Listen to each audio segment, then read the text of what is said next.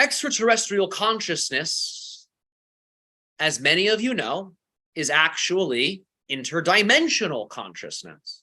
First and foremost, extraterrestrial beings are, in a certain sense, astral. In a certain sense, they're non-physical.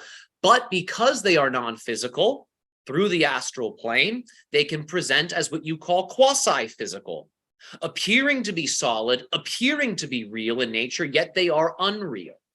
Right now on your planet, different factions, different groups are having a type of race, a space race. But it's not a destructive space race. It's actually a space race of invocation. Which faction, which group will have their extraterrestrial egregores summoned? Which group will be the one that causes the extraterrestrial form to crystallize in a particular way? So many of you have different religious systems on Earth. Some of you are Protestants, some of you are Buddhists, some of you are Muslims, some of you are whatever you label yourselves to be. Each of these gods that exist within these religious systems represent supermassive black holes, fundamentally. Now, a supermassive black hole is so infinite, it cannot really be quantified. It cannot really be contained, even by mathematics and scientific means of measuring. It still proves to your scientists and technicians as challenging to fully comprehend, as challenging to fully measure. So in order to interact with the supermassive black hole, the concept of a god is created. Now, a god, as you know, never acts alone. In some traditions, the god creates angels. In other traditions, the god creates demigods. In other traditions, the god creates avatars. Nevertheless, it's the same hierarchical mechanism. So right now, the different religious systems on your planet, many of them not aware of it, are actually paving the way. What is the way they are paving?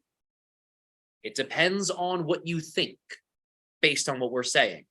We are not saying one God is the true God.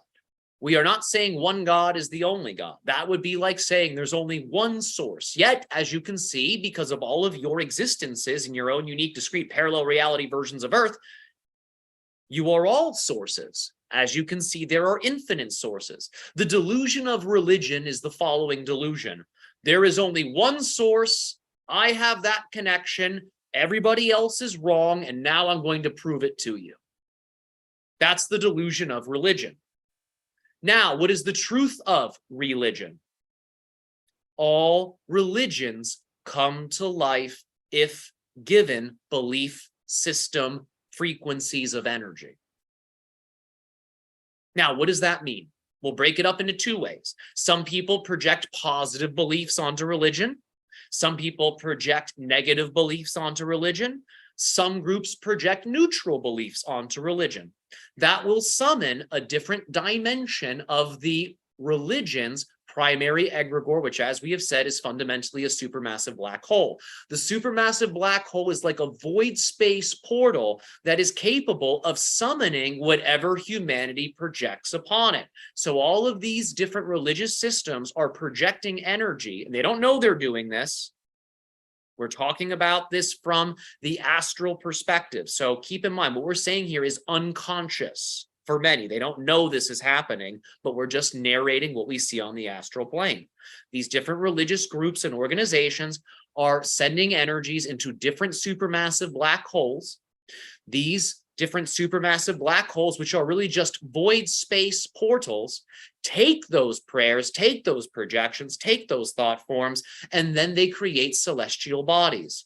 The first celestial body created in this, you could say, sequence of creational hierarchy is the star. So first and foremost, the supermassive black hole will create what you call dark matter.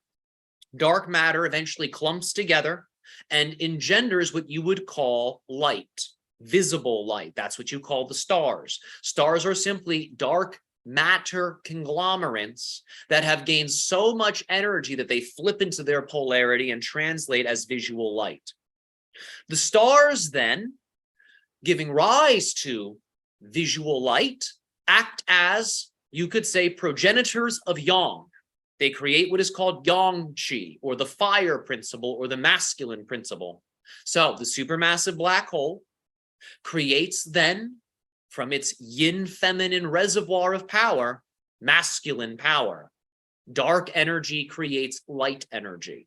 Once light and dark come together through the engendering of stars, which give off a visible light, planets are then engendered as the next level within the creational hierarchy. And then finally, from planets, you have the idea of incarnated forms of consciousness.